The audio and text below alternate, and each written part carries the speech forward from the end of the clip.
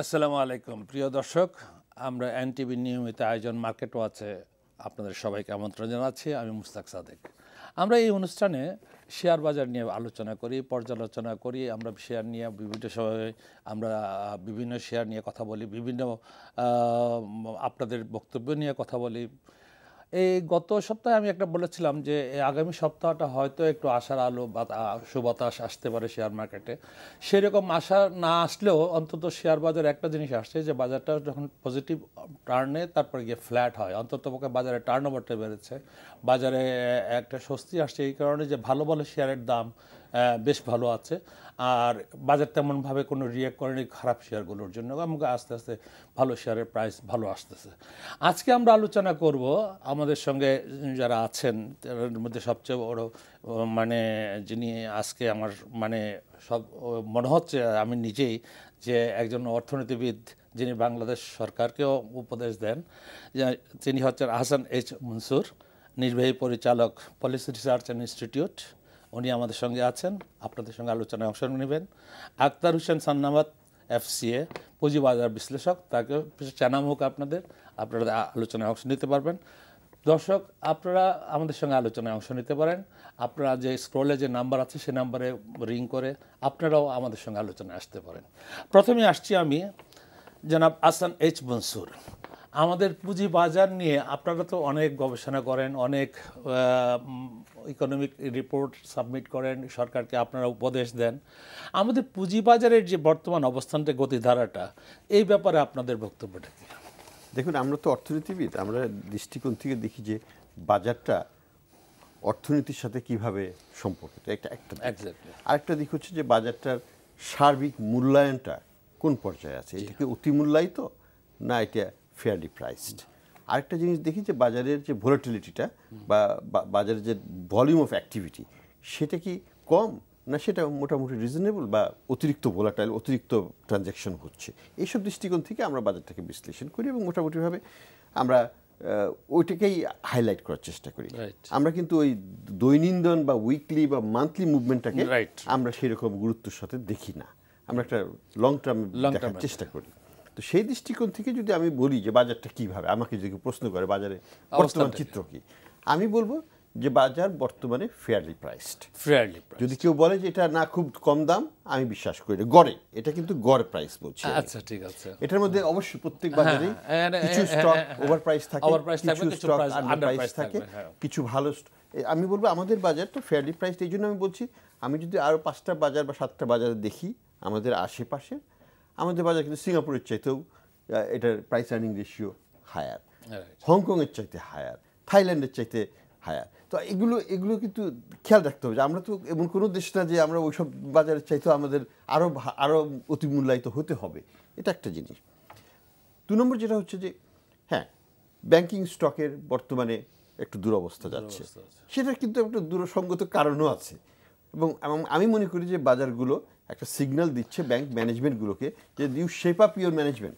আজকে আমাদের কাছে যেটা মনে হয়, সরি ফর ইন্টারাপশন, আমাদের কাছে যেটা মনে হয় দুরবস্থার মূল কারণটা আমাদের পুঁজি বাজারের ব্যাংকিং সেক্টরটা অনেক জায়গা নিয়ে জুড়ে আছে।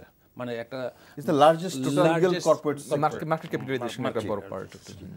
তো এখন আমি সান্নামাত সাহেবের কাছে আসবো যে ব্যাংক এখন যেসব কোম্পানিগুলো ডিভিডেন্ড দিচ্ছে, যেগুলো এবং ভালো ভালো ডিভিডেন্ড দিচ্ছে, সেগুলো শেয়ার কিন্তু ভালো প্রাইস পাচ্ছে, এখন মার্কেটে ভোলাটিলিটিও আসতেছে এবং অনেক আমি বিশেষ করে যে কয়জনরে জানি এবং কিছু কিছু ইনস্টিটিউশনও এটার পজিশন নিচ্ছে, কিছু কিছু ব্যক্তি বিশেষও পজিশন নিচ্ছে। ব্যাংকগুলোর সময় আসছে এখন ডিক্লারেশনের সময়, এবং ব্যাংকগুলো আপনি বলতেছেন যে ব্যাংকগুলো আমাদের বাজারের বিরাট একটা জায়গা নিয়ে আছে। ব্যাংকগুলো যদি এখন একটু ভালো পজিশনে বা কিছু ডিক্লারেশন আসে, বাজার ভোলাটিলিটি পাবে। আপনার কি মতামত? ধন্যবাদ। সত্যি করতে এক সময় এরকম কথা হচ্ছিল যে আসলে ব্যাংকিং সেক্টর হলো আপনার একটা ফান্ডামেন্টাল একটা স্ট্রং সেক্টর, এবং অনেকেই কিন্তু তখন ব্যাংকিং সেক্টরের প্রতি একটা পজিটিভ একটা পারসেপশন ছিল। বাট রিসেন্ট টাইমসে দেখা যায় যে এই ব্যাংকের যে পারফরমেন্স, NPL, আমরা নন পারফর্মিং লোনের যে অবস্থা, রিকভারি, ইনভেস্টমেন্ট গ্রোথের যে অবস্থা যেটা বলবো, এবং এই যে রিস্ট্রাকচার রিস্যু করার কারণে দেখা যায় তাদের হয়তো সাময়িকভাবে অথবা প্রফিট একটা পজিটিভ অবস্থা, ভালো অবস্থানে আসছে, আবার দেখা যায় যে সাবসিকুয়েন্টলি আবার ওইটা রিপেমেন্ট যখন আবার হচ্ছে না, তখন ওইটা আবার হয়তো দেখা যায় বাংলাদেশ ব্যাংক ওইটাকে আবার এইটাতে এই যে প্রফিটেবল যে একটা ইম্প্যাক্ট আসছে, এটা কিন্তু বিনিয়োগকারীরা আর না হোক অ্যাটলিস্ট ওই কোম্পানির প্রফিট গ্রোথ, কারণ এখন তো একটা মৌসুম বলা হয়, কারণ আপনার এই যে ডিসেম্বর এন্ড থেকে বিনিয়োগের সবসময় চেয়ে থাকে যে কোন কোম্পানি ভালো ডিভিডেন্ড দিবে, ভালো আর্নিংস আসবে, অথবা সে ডিভিডেন্ডের জন্য ওয়েট না করলে অ্যাটলিস্ট ক্যাপিটাল গ্রোথের জন্য কিন্তু তার চিন্তা করছে তাদের ভালো ইপিএস একটা ঘোষণা আসবে, কারণ যারা মার্চের ভিতরে এজিএম করে ফেলতে চায় তাদের ডিসেম্বর ফেব্রুয়ারির ভিতরে তাদের একটা ঘোষণা আসে, ঘোষণা আসে। তো মোস্টলি অনেক ব্যাংকেই কিন্তু ফাইন্যান্সিয়াল ইনস্টিটিউশন এই ফেব্রুয়ারিতে ডিক্লারেশন দেয়। তো এখন দেখা যাচ্ছে যেভাবে পত্রিকা বিভিন্ন মিডিয়াতে যে নিউজগুলো আসছে, এই যে ব্যাংকের ওভারঅল পারফরমেন্স, একটা ইনভেস্টমেন্ট গ্রোথ বলেন, একটা রিকভারি বলেন, এনপিএল বলেন ইত্যাদি, এইটা আমি দেখছি যে অনেকেই কিন্তু খুব এনকারেজ ফিল করছে না ব্যাংকিং সেক্টরের ব্যাপারে। এখন মানে ওভারঅল ব্যাংকের যে পারফরমেন্স নিয়ে কয়েকদিন আগে পত্রিকাতে আসলো, অপারেশনাল প্রফিট তাদের অনেকেই ভালো দেখাইলো, কিন্তু প্রভিশন করতে গিয়ে যে কি দাঁড়াবে সেটা হলো মূল কথা। এখানে দুটো জিনিস, সেটা হলো হ্যাঁ মনসুর সাহেব তাই জি জি এখন আপনারা দেখেছেন বেশ কয়েকদিন পর্যন্ত এনপিএল নিয়ে অনেক লেখালেখি হচ্ছে। একে তো সেই জন্য প্রভিশন করতে হচ্ছে, দ্বিতীয়ত আরেকটা ইম্প্যাক্ট আসে সাবসিডি কোম্পানির, তাদের ওখানে একটা নেগেটিভ ইকুইটির যে একটা কারণে যে প্রভিশন করতে হচ্ছে সেটা একটা ইম্প্যাক্ট আসছে। আর আপনি জানেন যে ব্যাংকিং সেক্টরের যে ট্যাক্স রেট সেটা কিন্তু এখন ভেরি স্টিল আমি বলি একটা very high side, very high side. তো সুতরাং সেটাও একটা ইম্প্যাক্ট আসছে। সুতরাং নেট প্রফিট আমরা সবসময় আমাদের বিনিয়োগকারীরা অপারেটিং প্রফিট দেখলে আগে খুব এটা খুশি হয়ে যেত, সত্যিকার অর্থে আসলে মিসলিডিং একটা ইনফরমেশন এটা আসলে বিনিয়োগকারীদের, তাই না? Because operating profit can not be a indicator যে আলটিমেটলি কি দাঁড়াবে এই আফটার প্রভিশনিং, তারপর ট্যাক্স ইম্প্যাক্ট এগুলো করার পরে। তো এখন বিনিয়োগকারী কিন্তু অনেকটা এডুকেটেড, তারা কিন্তু এখন ওই অপারেটিং প্রফিট আর ওই মাথায় নিচ্ছে না। আমি একটু জিনিস আমি হাসান মনসুর সাহেবের সাথে একটু জাস্ট সাপ্লিমেন্ট করতে চাই। উনি শুরুতেই যে কথাটা বলতেছিল, বেসিক্যালি ওনারা যেটা দেখেন যে ক্যাপিটাল মার্কেটের সাথে ইকোনমির সম্পর্ক, সেটা নিয়ে ওনারা দেখেন একটা সাইড। আমি একটা জিনিস বলি যে এই যে মানি মার্কেট এবং ক্যাপিটাল মার্কেট, মানি মার্কেটকে আমরা যেভাবে বিভিন্ন লেভেল থেকে, সে গভর্নমেন্ট হোক প্রাইভেট সেক্টর হোক, মানি মার্কেট যেভাবে যে ইম্পর্টেন্স দিচ্ছি, ক্যাপিটাল মার্কেট কি আমরা আসলে কি ওইভাবে দেখছি কিনা, সে সব কর্নার থেকে, different corners of the society মনে হচ্ছে ক্যাপিটাল মার্কেটে একটা শেয়ার কেনা বেচা জায়গা, basically it is not a platform for simple trading. আমরা যদি অন্য সাইড থেকে দেখি ইনভেস্টমেন্ট মার্কেট, আমরা যদি এন্টারপ্রেনিউর পয়েন্ট অফ ভিউ থেকে এটা লং টার্ম সোর্সিং এর জন্য একটা ব্যাংক থেকে আপনার লং টার্ম লোন পাচ্ছেন না, তাহলে এখানে তো ক্যাশ ফ্লোতে একটা ভোলাটিলিটি চলেছে, মিসম্যাচ চলে আসছে। তখন এন্টারপ্রেনিউর কি করে, ultimately they go to the capital market for long term source, আপনার যেখানে কোনোদিন বিনিয়োগ পুঁজিকে অর্থাৎ ক্যাপিটালকে ফেরত দিতে হয় না, লোনকে যেমন ফেরত দিতে হয় প্রতি মাসে মাসে ইনভেস্টমেন্ট করে করে, কিন্তু এখানে কোনো দিতে হয় না, জাস্ট সিম্পলি ডিভিডেন্ড দিলে হয়। তো এই ক্যাশ ফ্লো ম্যানেজমেন্টের যে একটা স্মুথ এবং আসে, তাদের যে একটা কমফোর্ট জোন, কিন্তু ক্যাপিটাল মার্কেটকে আমরা কি ওইভাবে এই জেনারেল পাবলিকের কাছে পৌঁছে দিতে পারছি কিনা, যে কাজটা ইস্যু ম্যানেজারের দরকার, গভর্নমেন্টের পর্যায়ে সব দিক থেকে। এই জায়গায় আমাদের ল্যাকিং আছে, এটা অস্বীকার করব না। আমরা অনেক কিছু চেষ্টা করছি, কিন্তু এই জায়গায় ল্যাকিং আছে। আমরা এখনো সাধারণ মানুষের কাছে ক্যাপিটাল মার্কেটটা কি জিনিস সেটা বোঝাতে সক্ষম হয়নি। আমি মুসলিমের কাছে একটা প্রশ্ন করতে আসছিলাম, যে আপনার সঙ্গে আলাপও করতেছিলাম, যে আমাদের ব্যাংকগুলো এখন 1,00,000 কোটি টাকার উপরে বসে আছে লাইবিলিটি নিয়ে। তারপরে তাদের non performing loan about 60,000 crores। হ্যাঁ, এত টাকা নন পারফর্মিং লোন, এত একটা পার্সেন্টেজে, এবং এখনও এত টাকা নিয়ে আনইনভেস্টেড টাকা নিয়ে বসে আছে ব্যাংকগুলো। তারা শেয়ার মার্কেটেও ইনভেস্ট করতে পারতেছে না বিকজ অফ দ্য রেগুলেটরি প্রভিশনসের জন্য, রেস্ট্রিকশনসের জন্য। রেগুলেটরি রেস্ট্রিকশনসে উইথড্র হচ্ছে না, স্কোপও দিচ্ছে না তাদেরকে যে তারা এই টাকাটা বিনিয়োগ করে কোনো রকমে, মানে এটাও লাইবিলিটির টাকা তো দিতে হবে, ইন্টারেস্ট তো দিতে হবে তাদেরকে। তো এখন ব্যাংকগুলোর এই অবস্থা থেকে উত্তরণের উপায়টা কি, আপনার মতামতটা? না, দেখুন, ব্যাংকগুলোর সমস্যা আছে, এবং সমস্যা একদিনে হয়নি। এই যে নন পারফর্মিং লোনটা, এটা অনেক দিনের একটা মিসম্যানেজমেন্ট, পুঞ্জীভূত ইম্প্যাক্ট।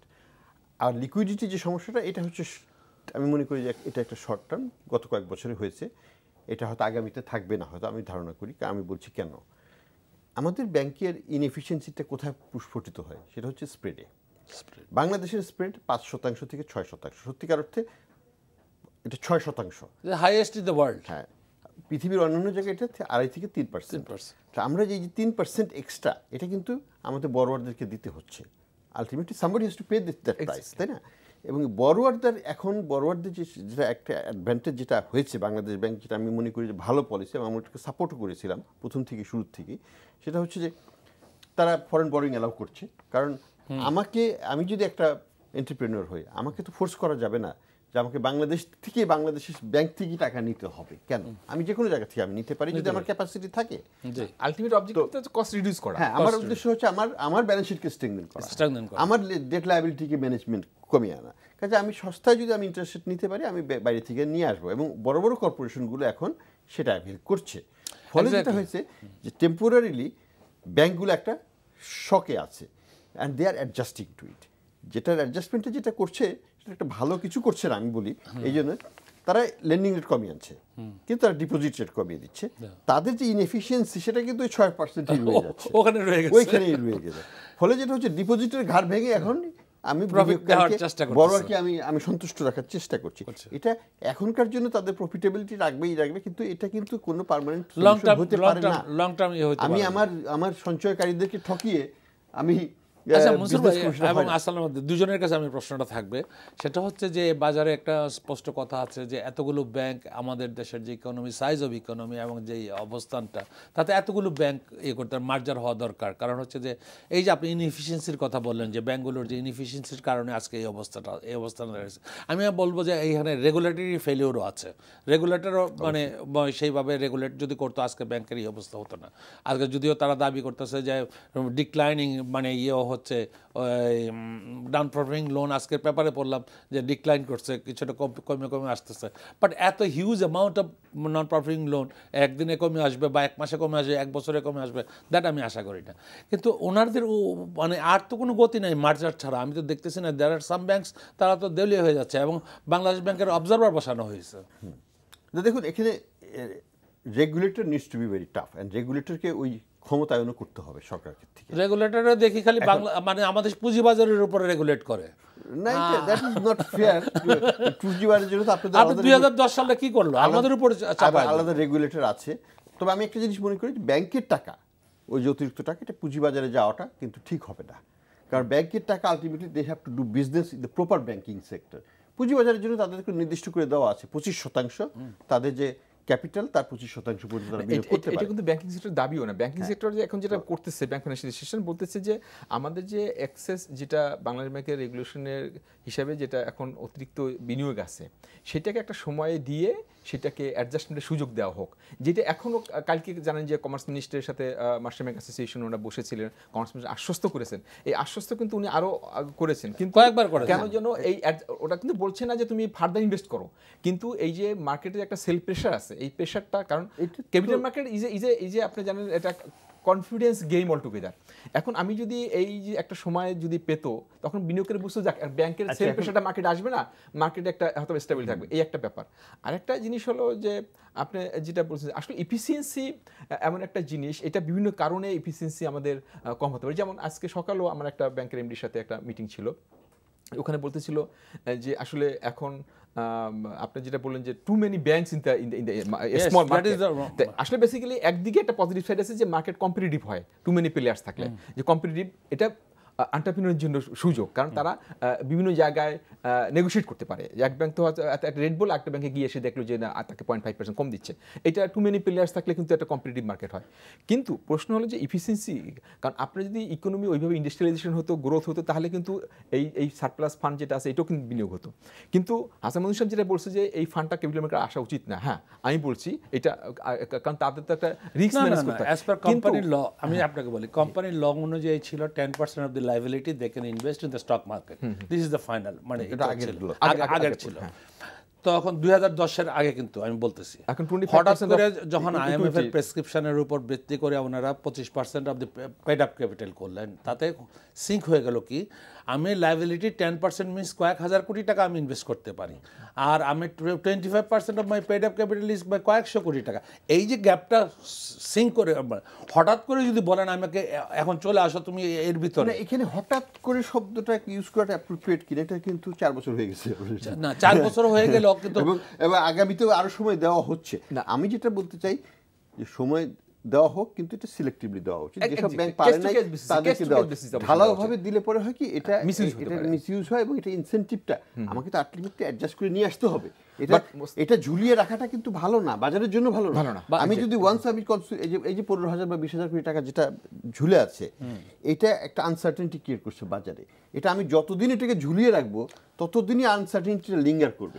আমি যদি এটাকে সলভ করে ফেলি ওই এলিমেন্টটা কিন্তু আর থাকবে না। আপনাদেরকে বুঝতে হবে যেটা এটাকে সলভ করে ফেলাটা দরকার। সমস্যা কিন্তু 25% অফ ইকুইটি এই সমস্যাটা হলো যে এই এক্সপোজার ক্যালকুলেশনে কিছু কিছু আপনার এলিমেন্ট আছে যেগুলো এই এখানে সেটা নিয়ে তো আপনাদের দাবি, সবার দাবি এটাই, এই যে ক্যালকুলেশনের মধ্যে আপনি একটা গ্রিনফিল্ড প্রজেক্টে আপনি মানে লেন্ডিং করছেন, ওটার শেয়ার আপনি বন্ধক রাখছেন, ওটাকে আপনি ধরে নিতেছেন এক্সপোজারের মধ্যে, কিংবা একটা আনলিস্টেড কোম্পানিতে ইকুইটি ইনভেস্ট করছেন, আপনি সাবসিডি কোম্পানিতে আপনার লোন দিয়েছেন, কিংবা আপনার ইকুইটি ওদেরকে পে ক্যাপিটালে আপনি এখনো মার্ক টু মার্ক যদি আপনি করেন যে জাস্ট আপনি এত টাকা নিছেন, এত টাকা শেয়ার এত টাকা লোকসান হচ্ছে, লোকসান হতেই পারে, বাট আপনার যেটা নাই সেটাকে আপনি এক্সপোজারে ধরে রেখে তো কোনো লাভ নাই না। ওইটা এটাই বলি যে এই কমফোর্টটা যদি আপনি দেন তাহলে কিন্তু আমি আবার ব্যাক টু দ্য ইস্যু যাচ্ছি যে এফিসিয়েন্সির কারণে অনেক কারণে কিন্তু ব্যাংকের এই যে এখন দেখেন যে ব্যাংকের খরচ কিন্তু বেশি ব্যাংক হওয়ার কারণে কি হয়েছে যে আমি এক ব্যাংকের এমপ্লয়ীদেরকে আমি ওভার বেড়ে গেছে। কিভাবে বেড়ে গেছে? কারণ আমার একটা নতুন ব্যাংক, আর আমি লোক কোথায় পাবো? এক্সিস্টিং। আচ্ছা ঠিক আছে, তোমাকে আমি সবাই যে 40% স্যালারি বেশি দিয়ে তারা নিয়ে যাচ্ছে, কিন্তু তার বিজনেসের সাথে কিন্তু এক্সপেন্ডিচার কোনো সম্পর্ক নাই। এক নাম্বার, এর এফিসিয়েন্সিতে একটা বড় ইম্প্যাক্ট আসছে। দ্বিতীয়ত আমি কস্ট পার এমপ্লয়ি হিসাব করবো তো, তাই না? কিংবা প্রফিট পার এমপ্লয়ি হিসাব করবো আলটিমেটলি কি হচ্ছে। সেকেন্ড যেটা হলো আপনার নন পারফর্মিং লোন যে হারে বাড়ছে, বিকজ আপনি যখন একটা প্রপোজালকে ইভ্যালুয়েট করছেন, আপনার যদি ওরকম এফিশিয়েন্ট ম্যানেজমেন্ট টিম না থাকে, কোয়ালিফাইড লোক না থাকে, যেটা আজকে সকালেও আলাপ হচ্ছিল যে আসলে এখন human resource crisis, quality human resource আপনার শোনেন অনেক জনগণ বেশি। আমার প্রশ্নটা ছিল আপনাদের দুইজনের কাছে, আমার একটা প্রশ্ন ছিল, প্রশ্নটা হলো যে আমাদের যে total size of the economy of the country, হ্যাঁ, এতগুলো ব্যাংক আপনার যে মানে ওই আছে আমাদের দেশে, কি প্রয়োজন আছে কিনা, এবং সেই প্রয়োজনের কারণে যে আপনি বললেন যে কম্পিটিটিভ হচ্ছে, কম্পিটিটিভ হইতে গিয়ে তো এরকম হয়ে গেছে, এখন দিওয়ালি হয়ে গেছে। এখন অবস্থাটা হচ্ছে লাইবিলিটির যারা টাকা জমা রাখছে এই টাকা দিতে পারবে কিনা, এবং বাংলাদেশ ব্যাংকে বেল আউট করতে হচ্ছে। দেয়ার আর সাম ব্যাংকস, মানে মাননীয় অর্থমন্ত্রী তো সেদিন ওপেনলি বলেছেন কিছু কিছু ব্যাংকের ডাকাতি হয়ে গেছে, এই শব্দটা ডাকাতি বলছেন। তো এই যে এগুলি রেগুলেটরি ফেলিউর ছাড়া আর কি? আমি তো মনে করি আপনি মুসুর ভাই প্রথমে এগ্রি করতে চাইছিলেন না, this are the regulatory failure. না, রেগুলেটরি ফেলিওর নিয়ে কোনো প্রশ্ন নাই, কারণ সোনালী ব্যাংকে, বেসিক ব্যাংকে যেগুলো হয়েছে এটা তো দিনে দুপুরে ডাকাতি হয়ে গেছে, এটা অর্থমন্ত্রী নিজে বলতেছেন। আজকে শুধু না, ব্যাংকিং ডিভিশন থেকে প্রপোজাল দেওয়া হচ্ছে আগামী, এবং এখন কি চাচ্ছেন? বেল আউট চাচ্ছেন 15,000 কোটি টাকা, আরো 15,000 কোটি টাকা এই দুইটা ব্যাংকে দিতে হবে বেল আউট করার জন্য।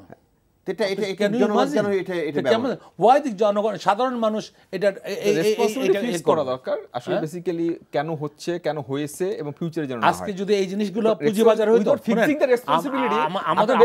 আমার বক্তব্যটা কোথায় জানেন, আজকে যদি এটা পুঁজিবাজারে হইতো যে এই কেলেঙ্কারিটা, তাহলে হিউ অ্যান্ড ক্রাই হইতো সারা দেশের মধ্যে। হোয়ারএজ দিনে দুপুরে ডাকাতি হয়েছে, অর্থমন্ত্রী নিজে স্বয়ং স্বীকার করতেছেন, সমস্ত দেশবাসী জানেন, পত্রপত্রিকায় দেখেছেন, এবং বেল আউট করার চেষ্টা করা হচ্ছে। এখন চেষ্টা অলরেডি তো 9,000 কোটি টাকা অলরেডি দেওয়া হয়ে গেছে, আরো 15,000 কোটি টাকা দিতে হবে, 25,000 কোটি টাকা। আর হোয়ারএজ যদি জাস্ট আমি কম্পেয়ার করি, পুঁজিবাজারে সে তুলনাতে কিছুই হয় না। পুঁজিবাজারে যেটা হয়েছে 2010 সালের ডিসেম্বরে পুঁজিবাজারকে গলা চিপে ধরা হয়েছে, হঠাৎ করে বলা হয়েছে তুমি তোমার চলে আসো। এখন আপনি কি মনে করতেছেন যে ব্যাংকগুলোর যদি এই অবস্থার থেকে উত্তরণের মানে যে উপায়গুলো আপনারা সরকারকে উপদেশ দেন, এখন আপনারা কি মনে করতেছেন যে সাধারণ বিনিয়োগকারীদের উদ্দেশ্যে যদি আপনি বলেন যে কি অবস্থায় ব্যাংকগুলোর অবস্থা? না, ব্যাংকগুলোর অবস্থা সার্বিকভাবে ব্যাংকগুলো বেশ দুর্বল অবস্থায় আছে এখন, এবং তাদেরকে এটা উত্তরণ একদিনও সম্ভব হবে না। এক সেকেন্ড, একজন বিনিয়োগকারী অনেকক্ষণ ধরে অপেক্ষা করছেন আমার সঙ্গে কথা বলার জন্য। প্রিয় দর্শক, আপনি আপনার নামটি বলে প্রশ্নটি করেন। জি, আসসালামু আলাইকুম। আমি এনামুল করিম বলছিলাম ঢাকা থেকে। জি করিম সাহেব। আচ্ছা, ব্যাংকিং সেক্টর তো নিয়ে অনেক আলাপ আলোচনা হলো, গতকালও হয়েছে। আমি টেক্সটাইল সেক্টর নিয়ে একটু আলোচনা করার জন্য, বর্তমানে যে টেক্সটাইল সেক্টরের অনেকগুলা শেয়ার ফেস ভ্যালুর নিচে অবস্থান করতেছে, এটা কি যৌক্তিক? এটা কোন সেক্টর? Textile textile sector. জি, আপনার প্রশ্নটা জানতে পারলাম। আমরা আলোচনা এক পর্যায়ে করবো। আমরা যেটা আলোচনা করতেছিলাম এটা কন্টিনিউ করি, তারপরে আপনার টেক্সটাইল সেক্টর নিয়ে আবার আলোচনায় আসবো। হ্যাঁ জি, বলতেছিলেন যেটা। না, এখন তাদেরকে ব্যাংকগুলোকে স্ট্রেংথেন করার অনেকগুলো উপায় আছে। যেমন আমরা অ্যাকুইজিশন এন্ড মার্জার আমরা বাংলাদেশে নাই বললেই চলে, হয় নাই। এটা কিন্তু internationally accepted, not widely used. ভারতে ওটা গত বছর কয়েকটা করা হলো। আমরা চিন্তা করতে শুধুমাত্র অবজারভার বসিয়ে কিন্তু প্রবলেম সলভ হবে না। অবজারভার যেটা হয় না ওরিয়েন্টাল ব্যাংকে 15-16টা ব্যাংকে অবজারভার বসানো আছে, এবং তাতে কিন্তু তা লাভ হচ্ছে না। আমাদেরকে কিছু হার্ড মেজার নিতে হবে আমি মনে করি, এবং সেটা পলিটিক্যালি বা বাংলাদেশ ব্যাংক এবং সরকার মিলে এটা ডিসিশনটা নিতে হবে। মালয়েশিয়া যদি 50-60টা ব্যাংক থেকে কমিয়ে 12-13টা ব্যাংকে নামিয়ে আনতে পারে একটা ডিসিশনের মাধ্যমে, হয় কি আমাদের এখানে অনেক সমস্যা আছে। যেমন গুড কোয়ালিটি টপ ম্যানেজমেন্ট পাওয়া যায় না, ট্রেজারি ম্যানেজমেন্ট তারা অনেকে বুঝেই না। আমাদের দেশের ব্যাংকিংয়ের ভালো প্রোডাক্ট তৈরি হয় দুটো ব্যাংক থেকে, একটা স্ট্যান্ডার্ড চার্টার্ড ব্যাংক হচ্ছে মেইন, আর কিছু এইচএসবিসি থেকে। এই দুটো থেকে অন্য ব্যাংকগুলো সব তাদেরকে ক্যানিবালাইজ করে তাদেরকে নিয়ে অন্যান্য ব্যাংকগুলো তাদেরকে managing director, deputy managing director করে প্রমোশন দিয়ে নিয়ে যাচ্ছে। আমাদেরকে তো ভালো ম্যানেজার তৈরি করতে হবে, এবং ভালো ম্যানেজার যদি আমার 50টা ব্যাংকে আমি ভালো ম্যানেজার দিতে পারবো না। আবার একটু কমিয়ে আমি যদি ভালো ম্যানেজার দিতে পারতাম, ওভারহেড কমে যেত এবং আমার প্রফিটেবিলিটি বাড়তো। আমার একটা দর্শকের কাছে যেতে হচ্ছে। প্রিয় দর্শক, আপনার নামটি বলে প্রশ্নটি করুন। আসসালামু আলাইকুম, আমি মোহাম্মদ আব্দুল সামাদ চিটং থেকে বলছি। জি, চিটং থেকে বলছি। আমার প্রশ্ন হলো, এই যে ব্যাংকের এত দুরবস্থা, এটা বাদ দিয়ে আমাদের বন্ড মার্কেটের দিকে কি নজর দেওয়া যায় না? এই ইকুইটি বেস মার্কেটে তো আমরা আজকে 6 বছর যাবত দেখতে দেখতে শেষ হয়ে গেলাম। বন্ড মার্কেট নিয়ে আমাদের বাংলাদেশ। ধন্যবাদ আপনাকে, ধন্যবাদ। আমাদের বন্ড মার্কেট নিয়ে অনেক অনেক অনেক অনেক সুখবর আপনি পাবেন, অতি সত্বর পাবেন, অতি মানে তাড়াতাড়ি পাবেন। কারণ হচ্ছে বাংলাদেশ সরকার 15 বিলিয়ন ইউএস ডলারের বন্ড বাজারে নিয়ে আসতেছে।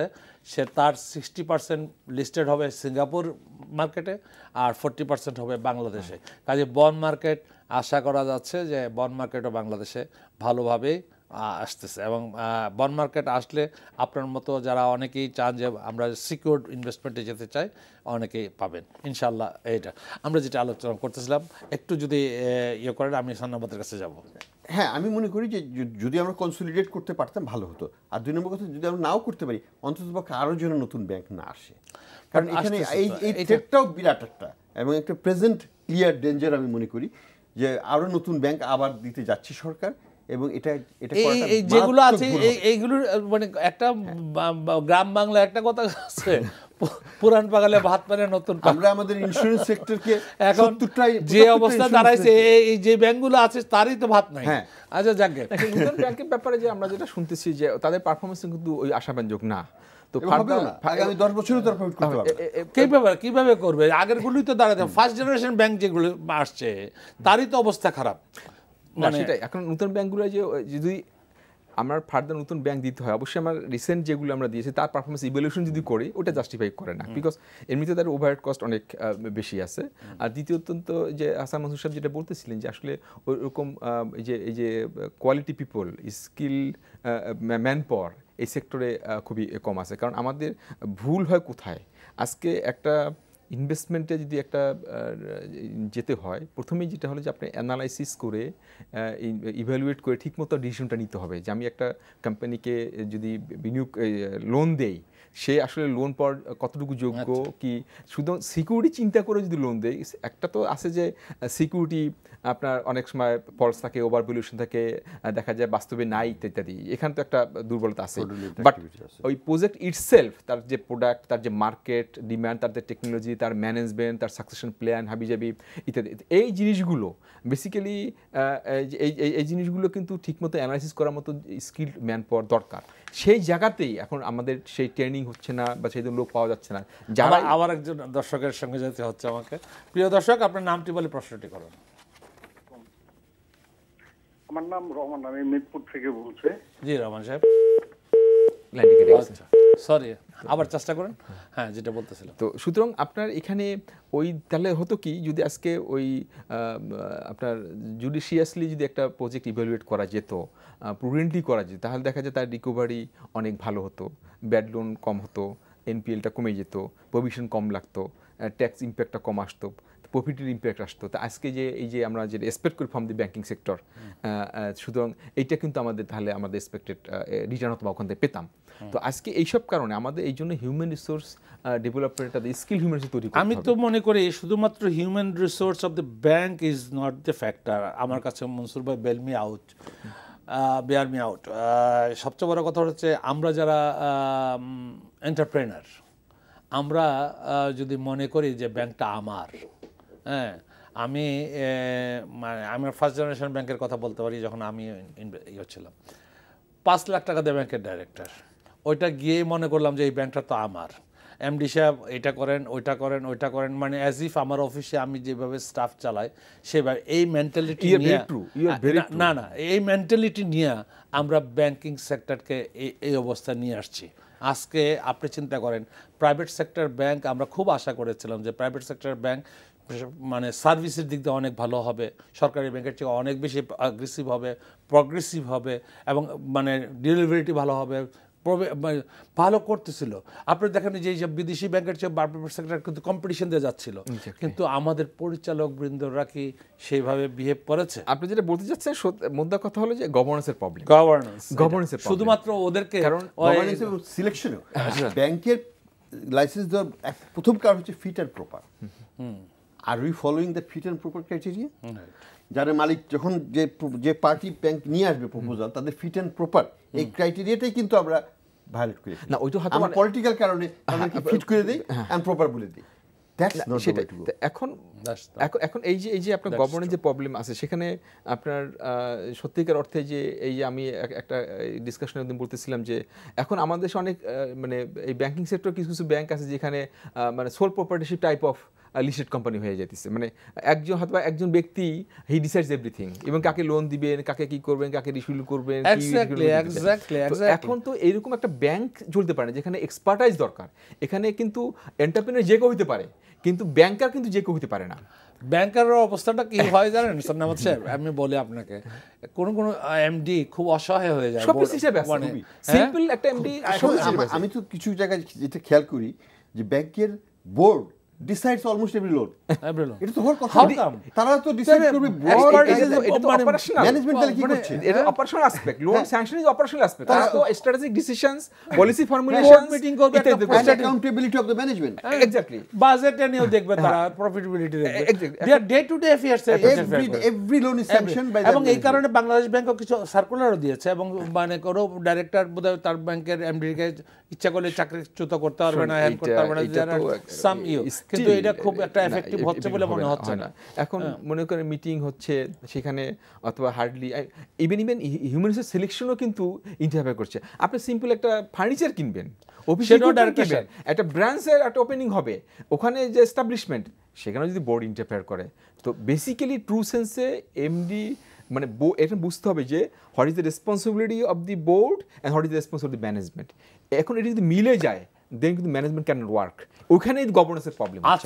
আজকে আমি যদি বলি, এই যে আমাদের ওভার এক্সপোজারের এইসব কাহিনী, সমস্ত জিনিসগুলো যদি আমি বলি, এর মধ্যে পরিচালক বৃন্দরাও ইনভলভ, নামে এইসব অবশ্যই চলে আসছে। কারণ আজকের দুরবস্থার অনেকটা কারণ এই পরিচালক বৃন্দের বেনামের লোন। কিছু ব্যাংক অবশ্যই এখানে কনফ্লিক্ট অফ ইন্টারেস্ট আছে তো। হ্যাঁ, পরিচালকরা নিজেরাই তো আবার এন্টারপ্রাইজ চালাচ্ছে, এবং বিগ তারাই কিন্তু বড় ধরনের লোন, মানে বড়োয়ার। এবং আপনি নাম বলবো না আমি, কিন্তু অনেকেই আপনারা যারা কয়েকটা মাল্টিপল ব্যাংকের directors at the same time they are bigger borrower in thousands of crore. এই যে কনফ্লিক্টটা, এটা কিন্তু আমাদের ব্যাংকিং খাতে এই কনফ্লিক্টের আরেকটা peculiar জিনিস আমি হচ্ছে- নিজের ব্যাংকে আমি দিতে পারি না, কারণ আইনগতভাবে অসুবিধা হয়, কিন্তু একজনের পিঠ চুলকায়। Arranged। আমার ব্যাংক থেকে ওই ব্যাংক থেকে আমাকে দিচ্ছে। রাইট, এটা আমি শুনছি যে এখন এই দুরবস্থা তো আমাদের আছে। ইনশাল্লাহ আমরা আশা করছি যে বাংলাদেশ ব্যাংক এখন নতুনভাবে জেগে উঠছে। আজকের পেপার পড়ে একটু মনে হলো যে বাংলাদেশ ব্যাংক একটু নতুনভাবে করতে শুরু করেছে এবং টাইটেন আপ করতে শুরু করেছে এবং বিভিন্ন কিছুতে যদি সেইভাবে হয় তাহলে হয়তো ব্যাংকগুলো আগামী দিনের জন্য একটা মানে সুবাতাস আনবে বা ভালো একটা ভালো জায়গায় যাবে। কিন্তু যেগুলো হয়ে গেছে গেছে। এখন আমরা আসি, অনেকক্ষণ ব্যাংকের আলাপ করলাম, এখন আমরা আসল জায়গায় আসি আমাদের পুঁজি বাজার নিয়ে। পুঁজি বাজারের যে শেয়ারগুলো আছে এখন, ব্যাংকিং সেক্টর তো বললাম এতক্ষণ অনেক আলাপ করলাম। এখন যে শেয়ারগুলো আছে আপনি কইতেছেন কিছুটা ওভার প্রাইস আছে, কিছু আন্ডার প্রাইস আছে, এটা তো সবসময় থাকে এবং এটাই পুঁজিবাজারের নিয়ম। তো এখন যে ধারা গতিতে চলতেছে বাজারটা, কোনো দিন ফ্ল্যাট যায়, কোনো দিন একটু আপ যায়, কোনো দিন একটু ডাউন যায় এবং টার্নওভারটা মোটামুটি আস্তে আস্তে বাড়তেছে। আপনার কি ধারণা এখন পুঁজিবাজারটাকে নিয়ে? আমি কিন্তু অর্থনৈতিক দৃষ্টিকোণ থেকে দেখি। আমি মনে করি যে আমাদের অর্থনীতির গতিধারা বজায় আছে এবং যে অ্যাডজাস্টমেন্টটা হওয়ার কথা ছিল সেটা মোটামুটিভাবে হয়ে গেছে। এখন একটা time for going upward, take off. হ্যাঁ, টাইমের সময় চলে আসছে। এটা হয়তো আমি 6 মাস বা 1 বছরের মধ্যে আমি আশা করি যে কিছুটা আমি দেখব, যেহেতু আপনারাই বলতেছেন যে সমস্ত ইন্ডিকেটরগুলো পজিটিভ এখন, মানে টেক অফ টাইম। অ্যাবসলিউটলি। তবে এখানে দুর্বল খাতগুলো হচ্ছে ব্যাংকিং খাত। এটা তো ড্র্যাগ ডাউন করবে, এটা ড্র্যাগ ডাউন করবে। এখন টেক্সটাইলের যেটা সমস্যা হয়েছে, যেটা টেক্সটাইলের যেটা রাঘব বোয়াল, যারা বড় বড় টেক্সটাইল ফার্ম, তারা কিন্তু স্টক মার্কেটে সত্যিকার অর্থে নাই। তাদেরকে যদি আমরা আনতে পারতাম তাহলে টেক্সটাইল খাত একটা বাংলাদেশের অর্থনীতির যেরকম ভাবে সবচেয়ে বড় ডাইনামিক খাত, স্টক মার্কেটের জন্য ডাইনামিক খাত হতে পারতো।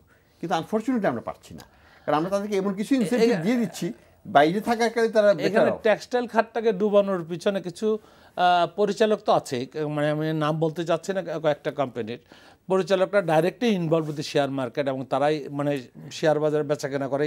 এটা শুধু টেক্সটাইল খাত কেন বলবেন, এটা তো there are many sectors in the capital market. যে যার লিস্টেড কোম্পানি তার পরিচালকরা এই যে আমি ইনসাইডার ট্রেডিং এর কথা বলি, বিশেষ করে insider trading is another reasons for market volatility.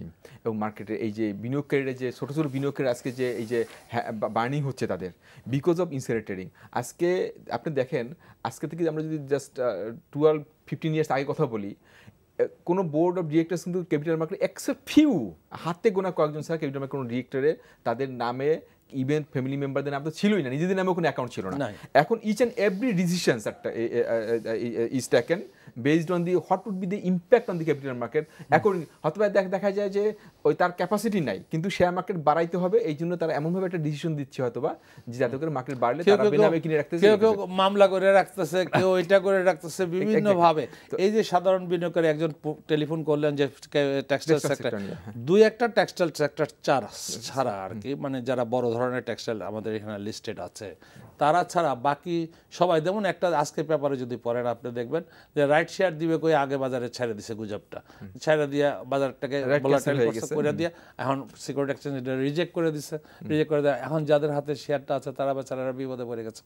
তো এই যে আসলে আমরা যে বলি সবসময় একটা কথা যে আপনি আপনার বিনিয়োগটা আপনি টাকা করতেছেন, আপনি যদি বুঝে শুনে না করেন, কারো কথায় না, কারো মানে গুজবে না, আপনি একটু বুঝে শুনে যদি করতো তাহলে কিন্তু আজকে এই দুরবস্থাটা হয় না। কাজে এই যে টেক্সটাইল সেক্টর দেখেন, কয়েকটা টেক্সটাইল সেক্টর এরকম জঘন্য কাজ করেছে, জঘন্যতম কাজ করে। এদের সিকিউরিটি এক্সচেঞ্জে হয় কি অ্যাকশন নিতে চায়, কিন্তু ওই আইনের আশ্রয় গিয়ে কোর্টে, হাইকোর্টে গিয়ে একটা রিট করে দেয়, একটা করে দেয়, তো শেল্টার নিয়ে নেয়। মুশকিল তো ওখানে সব জায়গায় না পারতেছে এই করতে, তারা কয়েকটা লোকের জন্য এন্টার সেক্টরটার বদনাম হয়ে যাচ্ছে। এই জন্য কিন্তু আসলে সেক্টর দেখে বিনিয়োগ না করে ইন্ডিভিজুয়াল কোম্পানি, প্রতি সেক্টরে কিন্তু দুর্বল কোম্পানি এবং ম্যান বিহাইন্ড ইট। এক্স্যাক্টলি, প্রতি সেক্টরে কিন্তু মালিক কারা, মালিক কারা, তাদের fit and proper test, exactly pro investors না, তারা সবসময় নিজেদের কথা চিন্তা করছে, তাই না? এখন এই জন্য বলি প্রতি সেক্টর যদি চিন্তা করে ইনভেস্ট করে তাহলে অনেকেই কিন্তু মিসগাইড হতে পারে। এই জন্য আমি বলবো যে প্রতি সেক্টরে স্ট্রং এবং উইক কোম্পানিগুলো কিন্তু আছে। এই জন্য আমি বলি যে আসলে শুধু বিনিয়োগকারী দোষ দিলেও হবে না, আবার এন্টারপ্রেনার দোষ দিলেও হবে না, কারণ ভালো কোম্পানি মার্কেটে আছে, ভালো আবার বিনিয়োগকারীও কিন্তু অনেক আছে। এই জন্য বলি যে আসলে এখানে তাকে খুব প্রুডেন্টলি কিন্তু আসলে কোন স্ক্রিপ্টে তারা বিনিয়োগ করবে এই জন্য দেখার জন্য ফান্ডামেন্টাল বলতে কিন্তু এই যে বলি যে ব্যাংকিং সেক্টর ফান্ডামেন্টাল, এটা ভুল। ব্যাংকিং সেক্টর অনেক দুর্বল কোম্পানিও আছে।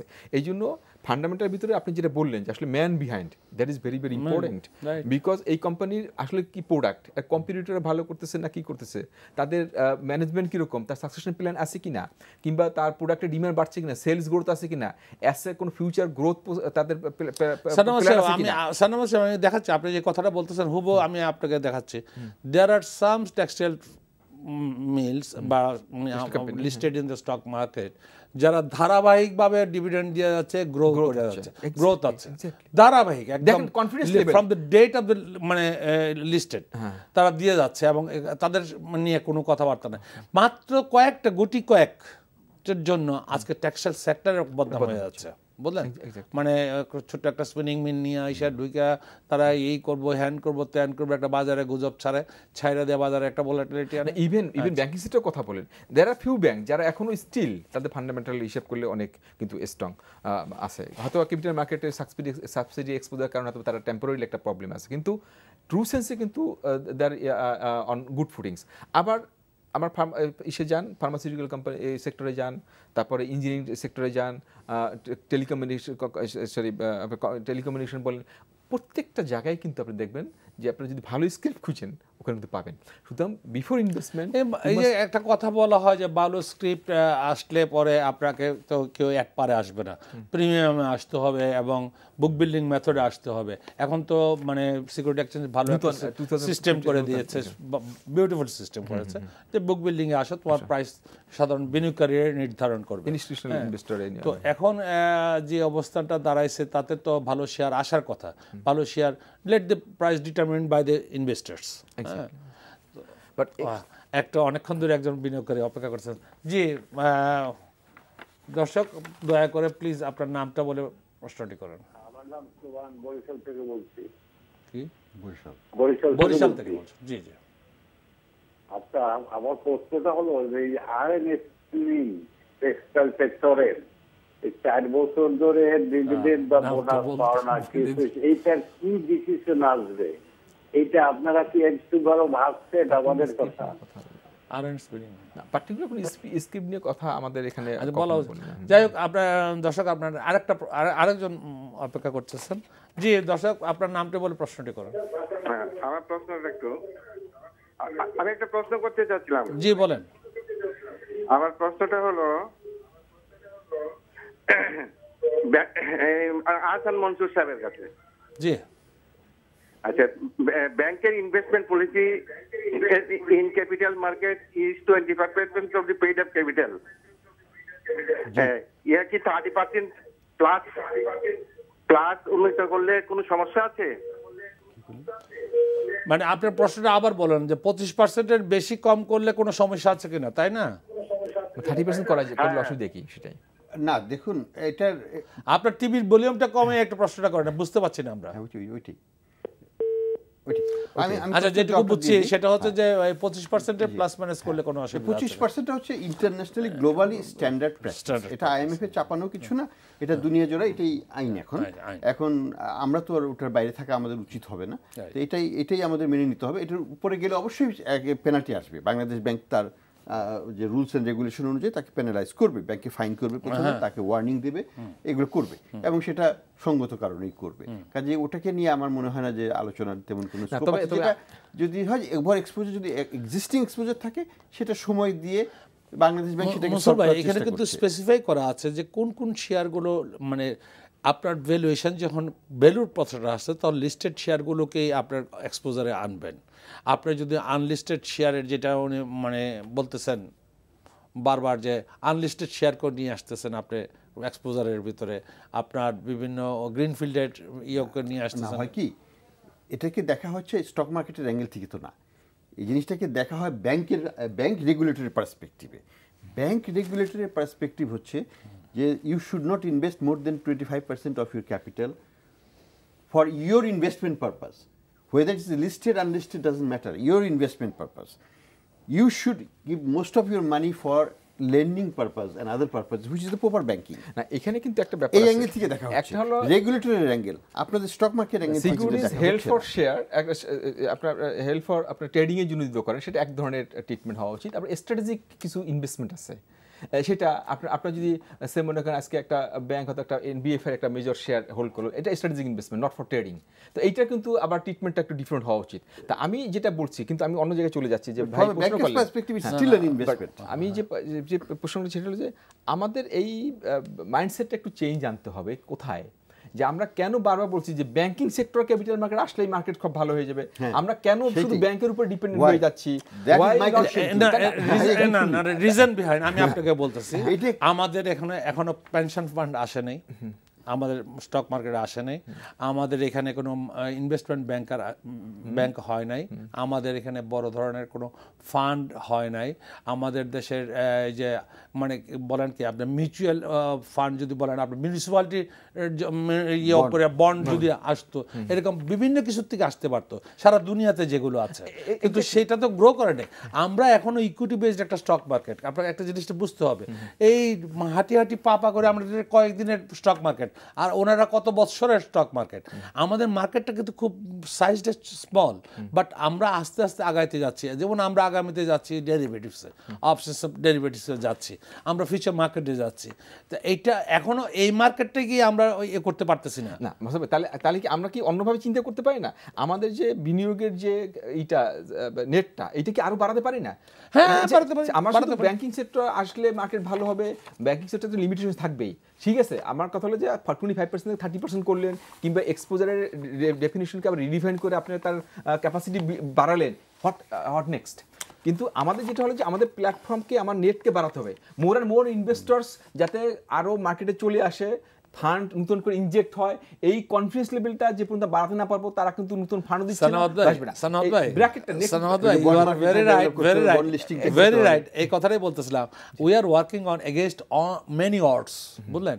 আমাদের মার্কেট সম্বন্ধে বিভিন্ন ধরনের ভ্রান্ত ধারণা দেওয়া হয়, এটা একটা মানে জুয়ার খেলার আড্ডা, এইটা একটা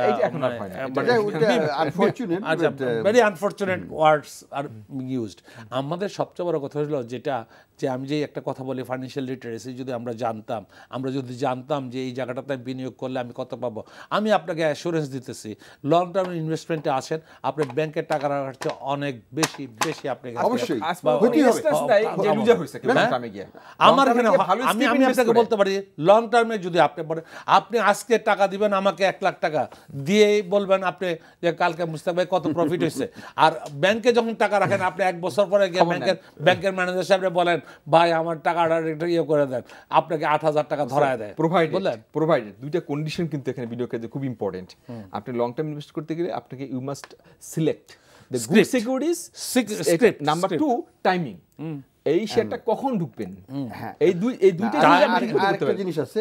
সেটা হলো this money that you invest is a long term investment purpose, not for loan করে আপনি বিয়ে দিব, ছেলে বুক করব, ওটা করে যাবে না। ডে ট্রেডিং করে আপনি ডে ট্রেডিং করতে আসবেন, সকালে কিনবেন বিকালে বেচবেন, বিকালে কিনবেন সকালে বেচবেন, এই ডে ট্রেডিং করতে গেলে আপনার লোকসানের মুখ দেখতেই পারেন। আপনি লং টার্মে আসেন, আমি তো এখনো বলতেছি ব্যাংকের টাকা রাখার চেয়ে যদি আপনি পুঁজিবাজারে টাকা রেখে লোকসান দেন, বলার মানে আমি তো গ্যারান্টিতে বলতেছি এখনো প্রফিট করবেন।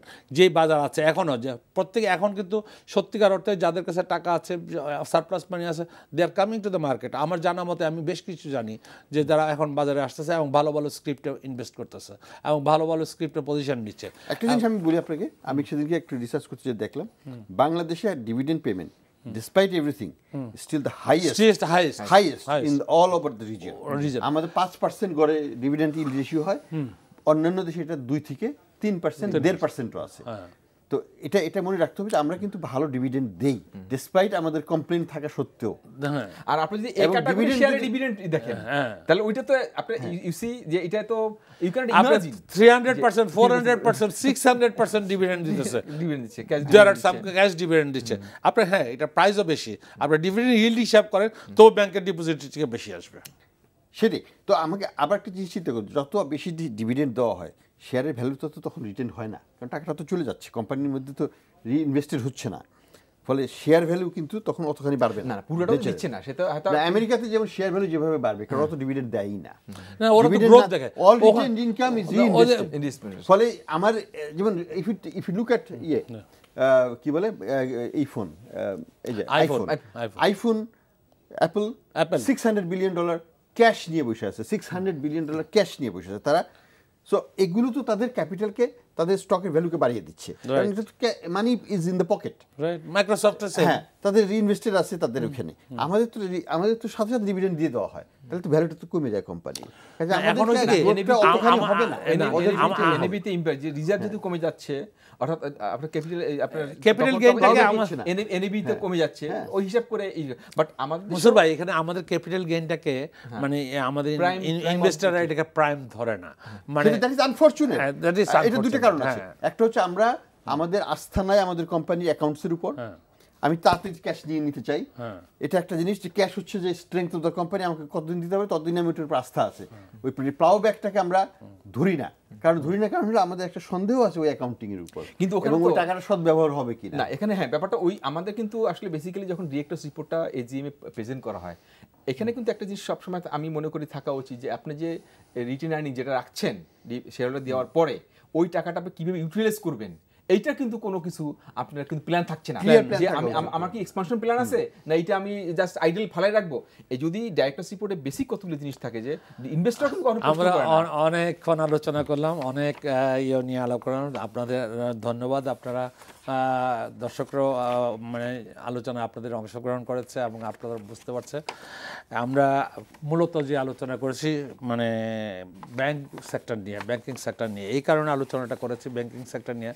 ব্যাংকগুলোর এখন ডিভিডেন্ড দেওয়ার সময়, ডিভিডেন্ড ডিক্লেয়ার করার সময় ব্যাংকগুলোকে নিয়ে আমরা আলোচনার মূল কারণটা হচ্ছে ব্যাংকিং সেক্টর পুঁজিবাজারের বিরাট একটা অংশ জুড়ে আছে।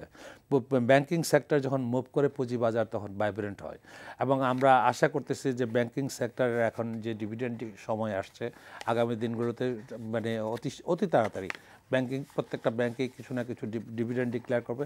তার উপর ডিপেন্ড করছে যে আমাদের আগামী দিনের পুঁজিবাজারটা কীভাবে ভাইব্রেন্ট হবে এবং কীভাবে হবে, এবং আশা করতেছি ব্যাংকগুলো সেটা দেখবেন এবং রেগুলেটররাও যেটা ব্যাংকের অবস্থানটার কী অবস্থা দাঁড়াচ্ছে, যে নন পারফর্মিং লোনের অবস্থা, প্রভিশনের অবস্থা, সব কিছু মিলে আমাদের আগামী দিনগুলো ভালো হোক, আমরা সে আশা নিয়ে পুঁজিবাজারের মানে ব্যাংক সম্পৃক্ত হোক সেই নিয়ে আশা নিয়ে আজকের মতো আমরা বিদায় নিচ্ছি। দর্শক আমাদের আসসালামু আলাইকুম, ধন্যবাদ আপনাদের সবাইকে।